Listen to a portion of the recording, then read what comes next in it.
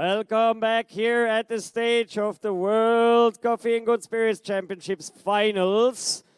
Following with the next competitor number 5, which means we are soon down to the decision. Right now the judges are taking their places, getting ready for the next competitor, which I want to introduce to you. It's from the United Kingdom. Sorry for that. Of course, you probably know him. It's Dan Fellows.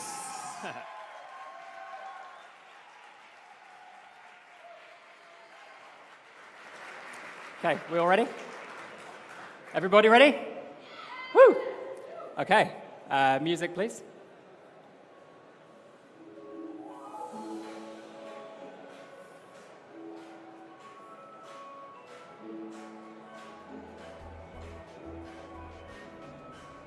Time. I spend a lot of time talking about coffee cocktails, and people often ask me, what comes first, the coffee or the concept for the drink? Today, I'll be sharing with you a perfect example of each approach. I'll be starting by brewing some coffee for later on, but in the meantime, please relax. Have a browse through the menus, which are for you to keep hold of, so you can refer back to them anytime during or after the performance, and I'll be back with you really shortly. Thank you very much. So, Tech Judge, I'm starting by brewing the coffee for my Irish coffee, which will be my second course.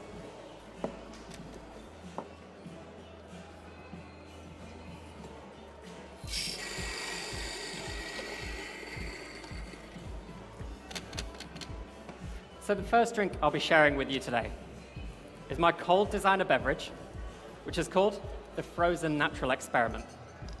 And this is a perfect example of a concept inspiring the creation of a coffee and a brand new experimental processing method, which I call the Frozen Natural Process.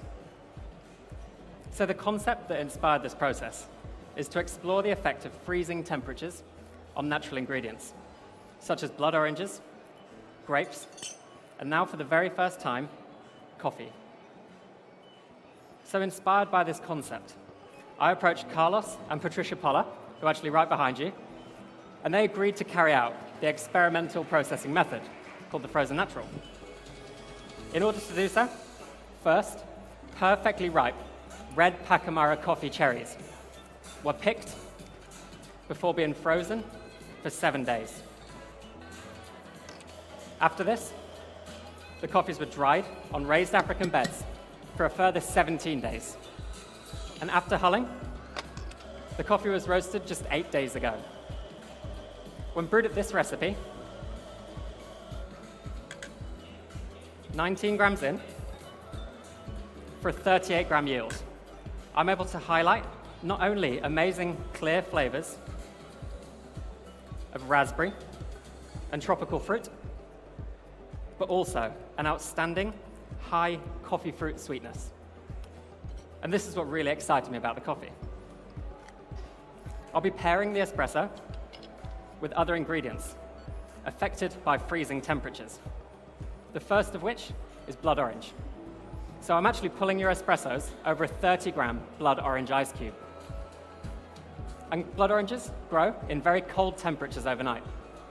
When they do so, a compound called chrysanthemum develops, giving them the amazing blood red color and distinctive raspberry-like sweetness.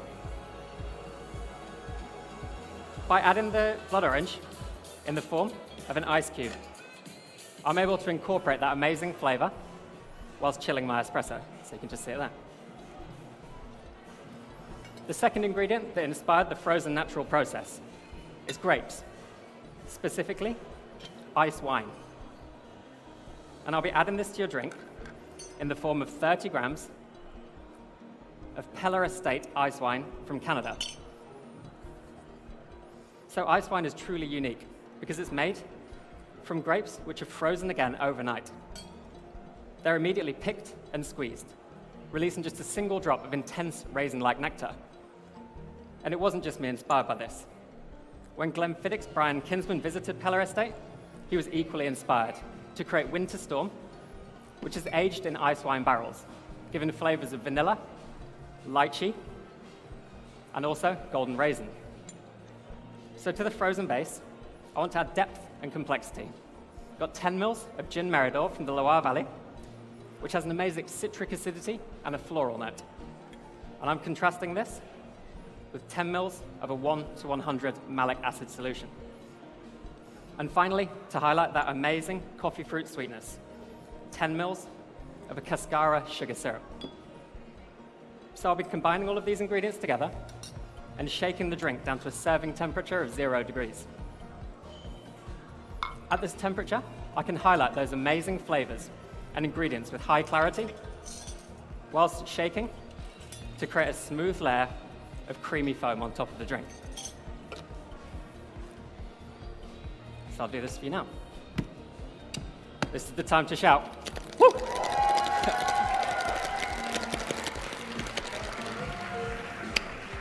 So, in a commercial environment, such as a high-end experimental coffee shop or cocktail bar, this drink can easily be pre-batched and finished with fresh espresso. Thank you. Making it a very efficient serve. However, my preference is to build it fresh in front of my guests, which today is yourselves, so I can tell the story behind the amazing concepts and ingredients that have inspired this drink. The flavor notes are golden raisin, accompanied by 3 fruit-driven flavor notes, all of which are affected by that compound chrysanthemum. You'll find raspberry, lychee, and finally, blood orange, which is also the garnish of the drink. The final part of the drink is a cascara aroma cloud, reminiscent of when Carlos first opened those freezers filled with the coffee cherries. So I'll be adding this now to a bed of cascara, and please take in the amazing aroma while swirling between sips. I really hope you enjoy the frozen natural experiment. Please, go ahead. Cheers. Thank you.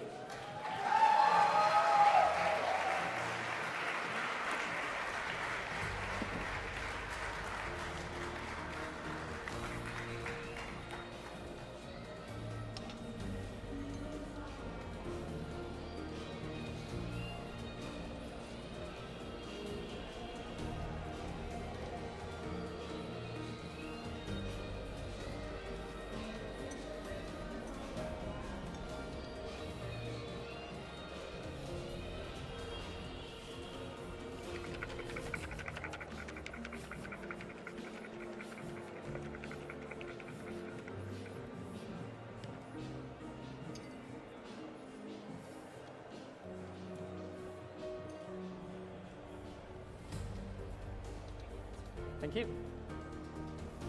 So the next drink we'll be sharing together today is my Irish coffee, which is called the Sticky Toffee-inspired Irish coffee.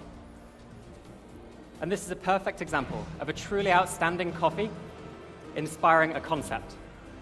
So when I first tried this black honey processed geisha from the Merish family farm, Serra Azul, it reminded me of my favorite childhood dessert, sticky toffee pudding, given its flavors of raisins, dates, toffee, and molasses. And I want to use it as the foundation to recreate that memory for you today. I'm starting with 30 mils of Glenfiddich Age of Discovery single barrel bourbon whiskey, which has flavors of vanilla and toffee, complemented by 10 mils of an amazing Kavalan Solist whiskey from Taiwan, this time exclusively aged in Pedro Jimenez barrels for a flavor of sticky raisin. To bring a butterscotch characteristic to the drink, 10 mils of light muscovado sugar syrup, and for that dark, sticky toffee note, 30 mils of an equal part dark muscovado sugar syrup. So when I combine all of these ingredients together, the body of the drink will be 60 degrees. At this temperature, I find the silky texture of the drink is highlighted, as well as the natural sweetness and sticky toffee notes. I'll be pairing it with an outstanding double cream from the estate dairy in England. And the contrast between the cold cream at 8 degrees and the hot body of the drink will have a profound effect on your experience of the drink. In the first sip, you'll find cold vanilla cream and butterscotch sauce, poured over hot, sticky toffee pudding made with raisins, dates, and toffee. In the second and subsequent sips, the coffee will become more prominent, and you'll find black plum and molasses. It's been a pleasure, cheers, sharing with you the coffees and concepts that have truly inspired me this year. And it's a privilege to say that many of the people involved in creating these drinks are here today, from both sets of coffee producers to the roasters, my friends, family, and team.